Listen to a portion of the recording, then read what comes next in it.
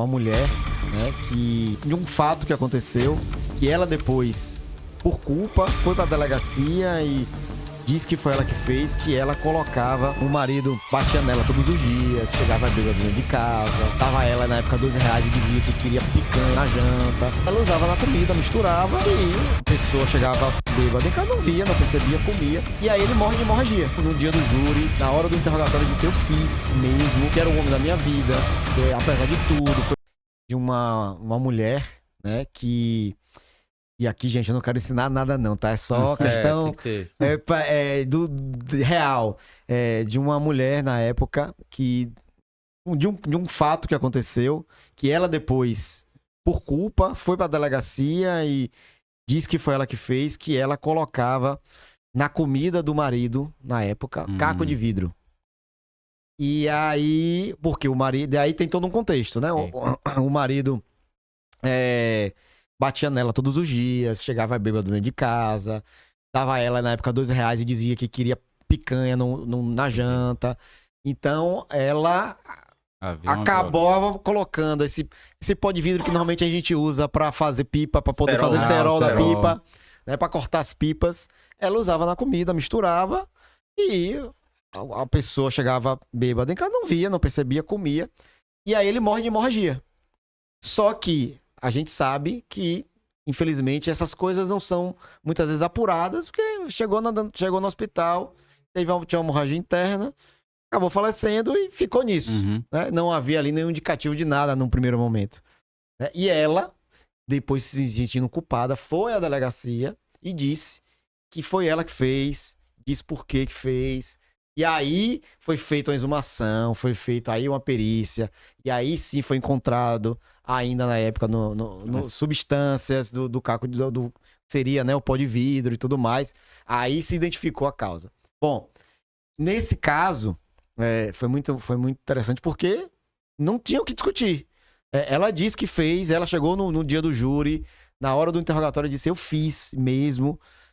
E aí foi perguntado os motivos que levaram. Ela disse: eu fiz por isso, porque naquele momento eu ficava com raiva e eu não conseguia, eu não tinha outra forma de fazer.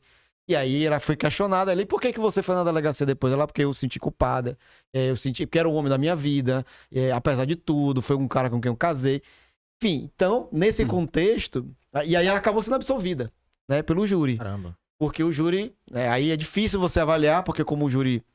No júri ele não justifica o motivo do voto, né? Mas claro que aí houve por parte da defesa na época, houve toda uma tentativa de dar uma sensibilidade à situação, né? E o júri absolveu ali, que a gente pode entender hoje como clemência, né? Então, apesar dela ter reconhecido, assumido, ter dito que fez, da forma como fez, o júri acabou, na época, né? Acabou por absolvê-la. Então, assim, no primeiro momento a gente não acreditava, e a gente... Mas você tava nesse caso sozinho, não? Não, foi eu e o Dr. Raul na época, né? Nós dois, né? Trabalhando juntos.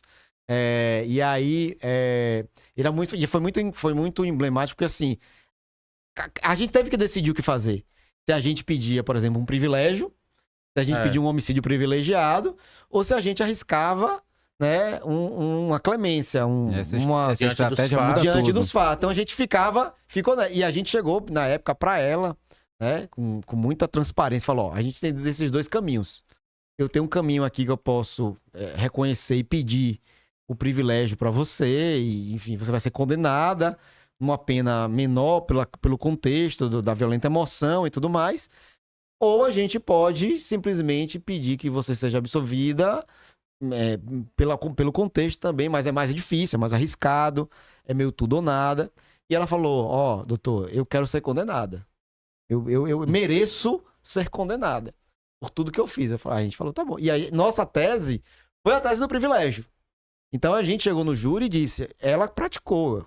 Em momento nenhum a gente negou. Ela praticou, ela fez, mas o que a gente quer é que haja uma punição correta, viável nesse caso, porque foi todo um contexto e tudo mais. Então, proporcionalidade da situação com a ação. E o júri resolveu absolver. Então, assim, foi uma surpresa para nós na época, porque a gente não imaginou que o júri fosse absolver, acabou sendo absolvido. E na época, aí o que acontece? E é muito legal o delay de algumas coisas e a evolução jurisprudencial de algumas coisas. Porque na época, isso era entendido como decisão manifestamente contrária à prova dos autos.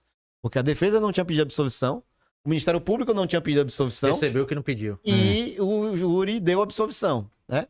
E aí, na época, o Ministério Público recorreu, o Tribunal de Justiça mandou a novo júri, e a gente, nessa época, eu já sustentei oralmente que era plenamente possível o júri absolver por clemência, porque isso já foi depois de 2018, depois de 2008, depois de 2018, quando teve a reforma do Código, e colocou lá a regra da quesito obrigatório. E aí eu já defendia na época, fiz até um artigo na época, defendendo a tese de que o júri poderia absolver por clemência, já que o legislador optou pelo quesito obrigatório, né? Porque antes de 2018, se a gente fosse fazer esse júri antes de 2018, a pergunta absolvição não existiria. Não seria questionado a absolvição.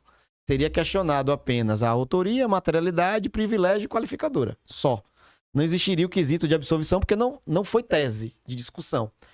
A partir de 2018, que há o quesito obrigatório, né? O jurado absolve o acusado, que ele vem exatamente depois da materialidade e depois da autoria, ele é um quesito que precisa existir independente de tese.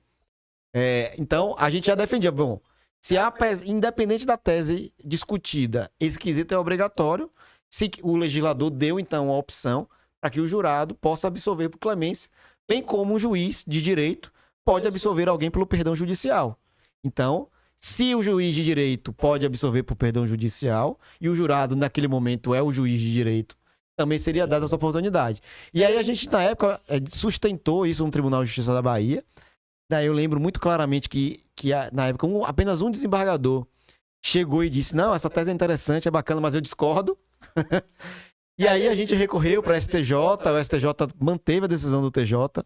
E aí, em 2020, Celso de Mello, né, decano do STF, teve uma decisão liminar deferindo e permitindo entendendo que sim, os jurados teriam o direito de absolver por clemência diante da inovação legislativa. E aí foi exatamente no tempo que a gente recorreu para o STF. Acabou, e aí o STF concedeu e aí esse júri não ocorreu de novo. Então aí não houve necessidade de novo júri, porque o STF entendeu que não houve decisão manifestamente contrária à prova dos autos. Mas assim, foi exatamente nesse tempo. A gente defendeu isso no tribunal, não existia essa ideia jurisprudencialmente, já era uma ideia que doutrinariamente já vinha sendo debatida, mas jurisprudencialmente não existia precedente. E assim,